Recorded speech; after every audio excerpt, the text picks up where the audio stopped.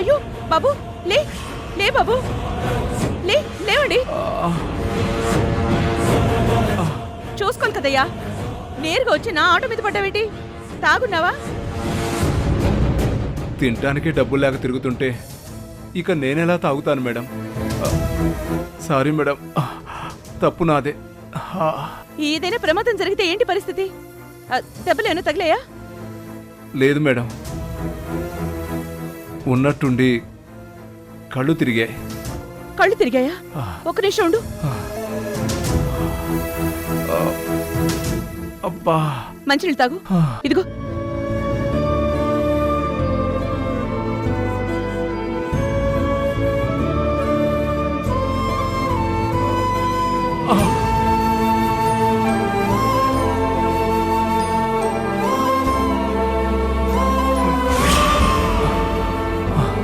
Thanks madam.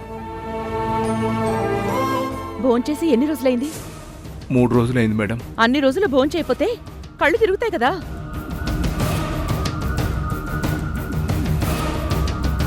తీసుకో తీసుకో. ముందు కడుపు నిండా ఏదైనా తిను, ఆ తర్వాత నువ్వెక్కడికి వెళ్ళాలో అక్కడికి వెళ్ళు. తీసుకో మేడం. అరే తీసుకో, పర్లేదు తీసుకో. వెళ్ళి ఏదైనా తిను. జాగ్రత్త.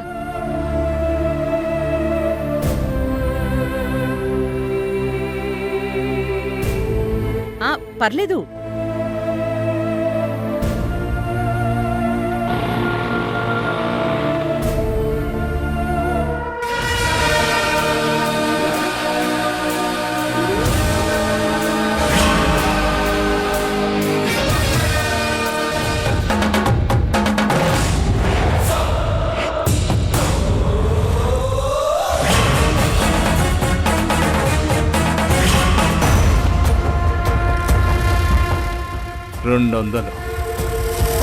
ఈ 200తో నేనెలా కడుపు నింపుకోగలను? ఈ ఇంట్లో ఉన్న బంగారు బాతులు పెట్టుకొని నువ్విచ్చిన 200తో ఎలా సర్దుకుంటాను రాడమ్మా? ఇప్పుడెళ్ళి ఆ బంగారు బాతు కనపడితే చాలు, నా అవసరాలు, నా కష్టాలు అన్నీ తీరిపోతాయి. పాపం రాణమ్మ, ఈ ధర్మతేజకి నిజంగానే గతం గుర్తొచ్చిందని నమ్మి అమ్మవారికి బోనం సమర్పించింది. వాడితో గతం గుర్తొచ్చినట్టు యాక్ట్ చేయిస్తున్నావని రాణమ్మ కనిపెట్టలేకపోయింది. వస్తున్నా.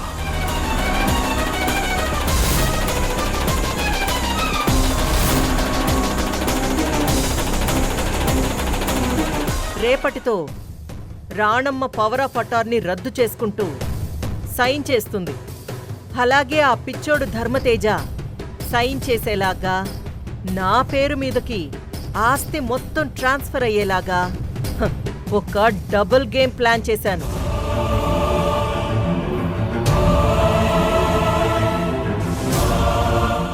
ఆస్తి మొత్తం నా పేరు మీదకి మారాక ఉంటుంది అసలైన దాగుడు మూతల ఆట.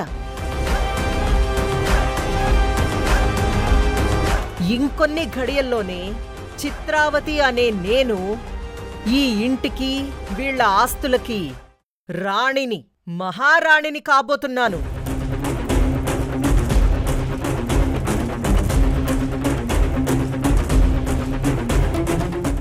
రాణమ్మా, నేను ఎన్ని ఎత్తులేసినా, ఎన్ని ప్లాన్లు వేసినా ప్రతి దాన్ని అడ్డుకుని నువ్వే గెలుస్తున్నావు.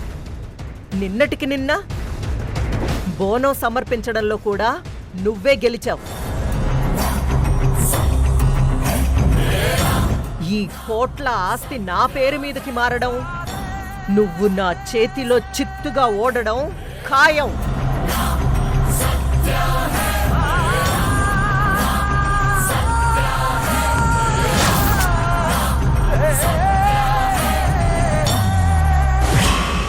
ఇంక 2 రోజుల్లో ఈ ఇంటికి మహారాణిని నేనే.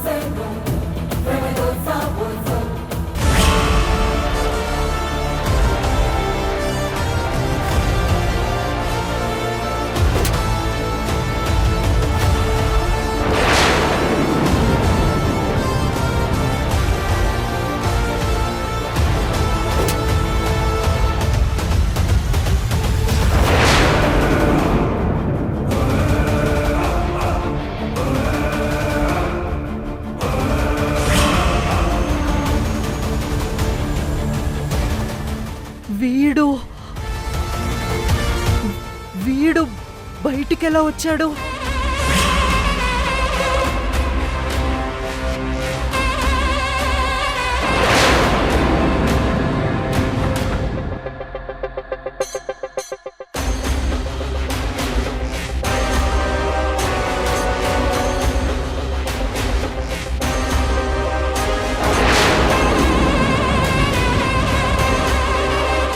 ఇంట్లో అందరూ ఉన్నారు. వీడు కానీ ఇప్పుడు ఇంట్లో అడుగు పెట్టాడంటే నేను శాశ్వతంగా ఇంట్లో నుంచి బయటికి వెళ్లాల్సిన పరిస్థితి వస్తుంది.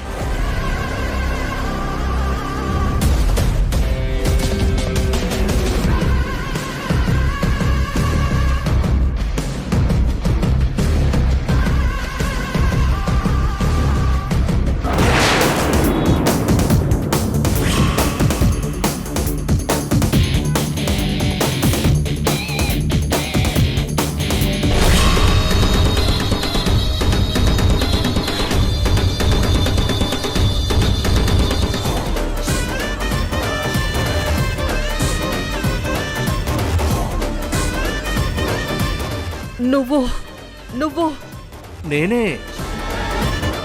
ఏమి రాజసం, ఏమి ఉందాతనం.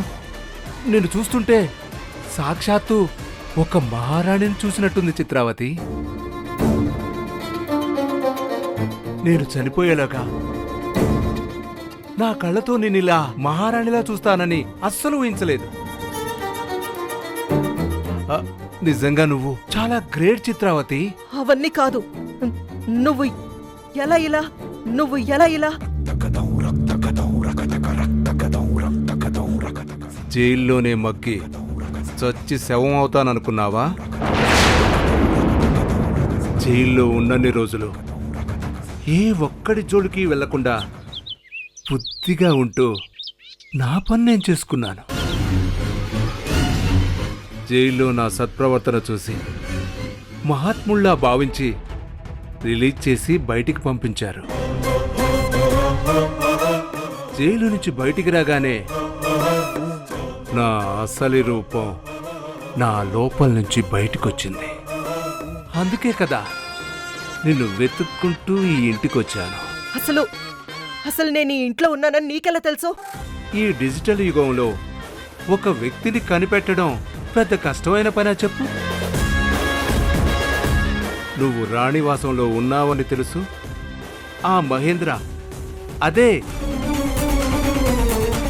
నీ మహేంద్ర జైల్లో ఉన్నాడని తెలుసు. అన్నీ తెలుసుకొనే నేరుగా నీ దగ్గరకొచ్చాను చిత్రావతి. ఎందుకు వచ్చావు? ఇప్పుడు నీకేం కావాలి? నాకేం కావాలో నీకు తెలీదా?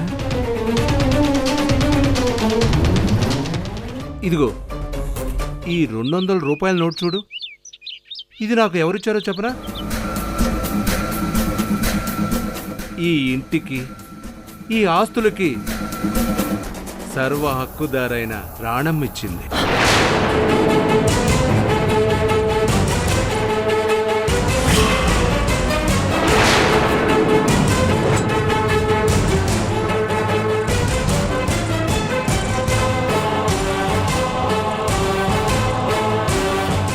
ఏంటి?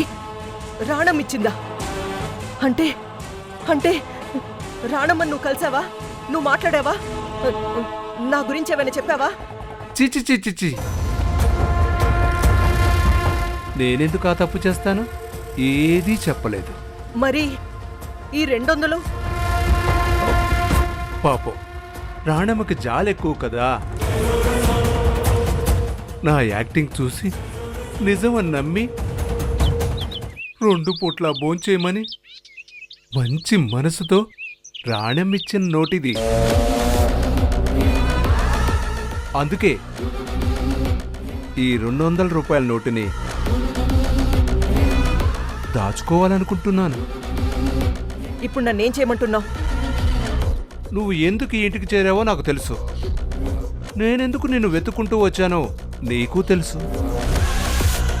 మన ఇద్దరి మధ్య ఉన్న ఆ సంబంధం ఏంటో జైల్లో ఉన్న ఆ మహేంద్రకి తెలుసు. నాకేం కావాలో ఎలాగో నీకు తెలుసు. అదేదో ఇచ్చేస్తే నా పాటికి నేను వెళ్ళిపోతాను. లేదంటే లేదంటే ఏముంది? ఇదే 200 రూపాయలతో నేరుగా రాణమ్మ గారి దగ్గరికి వెళ్ళిపోతాను. అమ్మా, మీరు దేవత తల్లి, ఫోన్ చేయమని 200 రూపాయలు ఇచ్చారు. కానీ మీ ఇంట్లో ఉన్న ఆ చిత్రావతి... చాలు చాలు చాలు, ఇంక చాలు, నువ్వింకేం మాట్లాడొద్దు. నేనేం మాట్లాడకూడదంటే నాకు కావాల్సింది నాకు ఇచ్చే. ఇక్కడే ఉండు, ఇంట్లోకి మాత్రం రావద్దు, అందరూ ఉన్నారు.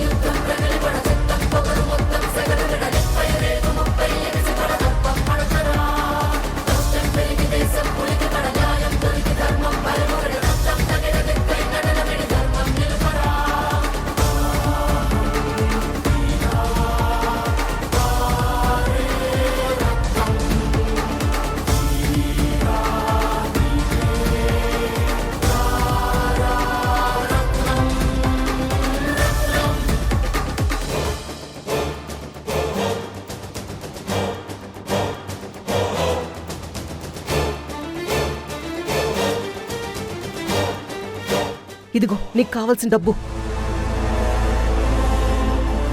ఇంకెప్పుడు నన్ను కలవాలని చూడకు. పిచ్చి చిత్రావతి, నువ్వు నా బంగారు బాతువి. నిన్ను కలవడం కలవకపోవడం నా నిర్ణయం మీద ఆధారపడి ఉంటుంది. నువ్వు చెప్తే జరిగిపోదు. నేను ఇన్నాళ్ళు ఎలా ఉన్నానో నీకు తెలియదు కదా. ఇక మీదట ఎలా ఉంటానో నీకు తెలుస్తుంది. ఇప్పటికీ ఈ డబ్బులు మాత్రమే తీసుకెళ్తున్నాను, కానీ నిన్ను మాత్రం మరవలేను చిత్రావతి. ఒకప్పుడు చిత్రావతికి ఇప్పుడు చూస్తున్న చిత్రావతికి చాలా తేడా ఉంది. నిన్ను మాత్రం వదులుకోలేను. వస్తాను, బాయ్.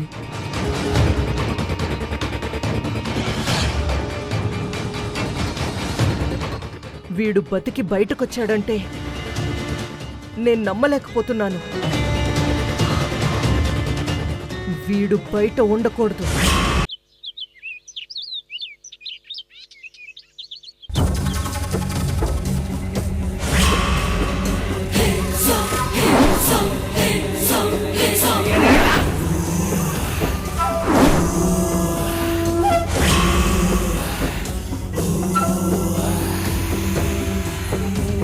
ఆ నాగేంద్ర వచ్చాడా? వచ్చాడా ఏంటి మహి? వాడు నన్ను వెతుక్కుంటూ రావడమూ జరిగింది. నా గుట్టు రట్టు చేస్తానని నన్ను బెదిరించి నా దగ్గర డబ్బులు తీసుకెళ్లడమూ జరిగింది.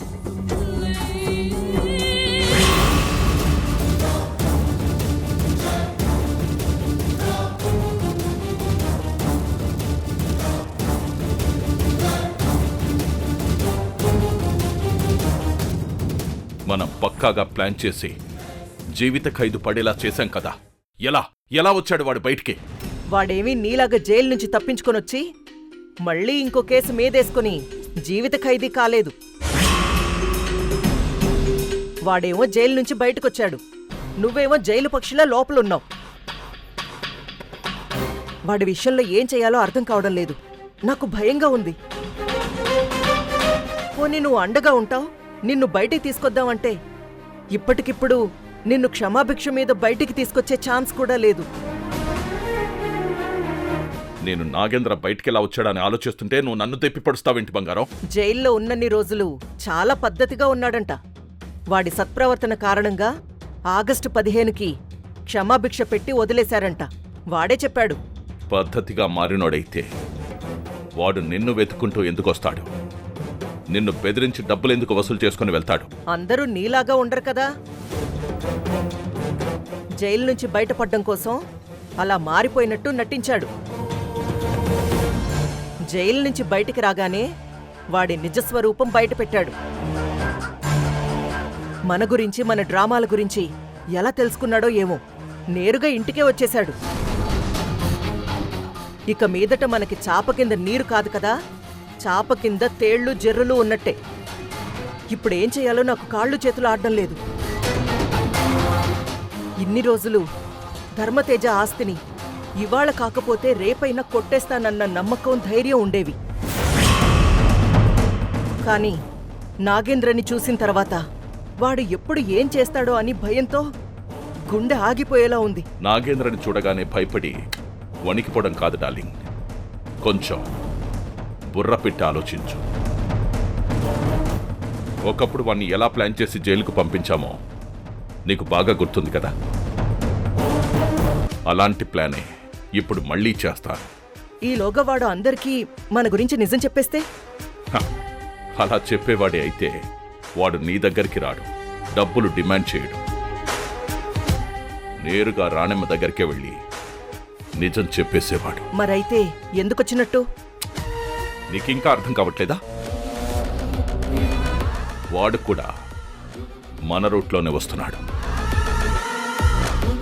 ఇప్పుడు నీ రూటు, నా రూటు, వాడి రూటు, ముగ్గురిది ఒక్కటే. మన ముగ్గురి గోల్ డబ్బు.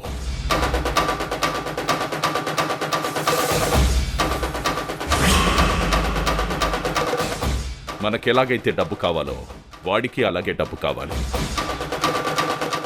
కాబట్టి వాడు మన గురించి ఎవ్వరికీ కూడా నిజం చెప్పడు. ఈ విషయంలో మనం సేఫ్. అలాగని వాడిని మనం వదిలేయకూడదు. మళ్ళీ వాడు నీ కంట పడకూడదు. అందుకు నా దగ్గర ఓ ప్లాన్ ఉంది.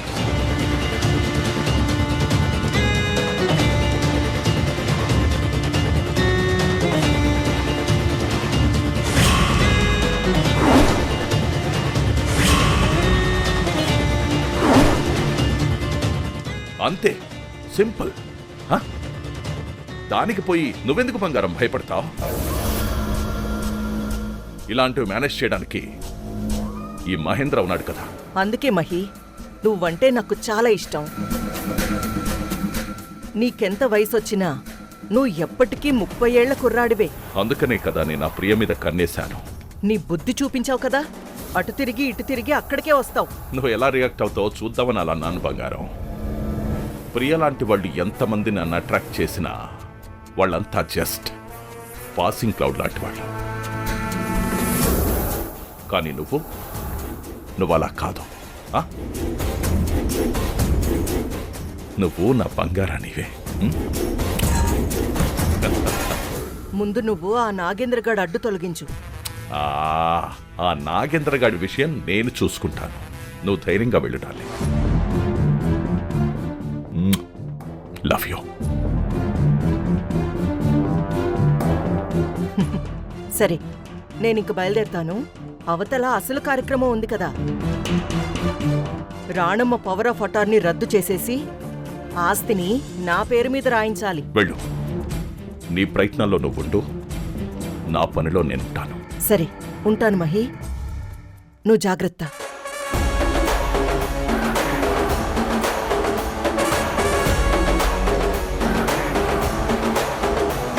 ఏంటండి అలా చూస్తున్నారు? నువ్వెవరు? నేను ఇక్కడ మాట్లాడుతుంటే నువ్వు అట్టు చూస్తావంటే? ఎవరు నువ్వు? నేను తేజ, నీ చిత్రని. ఈ పేరుతో నాకెవ్వరు తెలీదు. ఎవరు నువ్వు? నేనెవరో గుర్తులేదా తేజ? నీ భార్య చిత్రావతిని. నా భార్య? నువ్వు అసలు నా భార్యవే కాదు.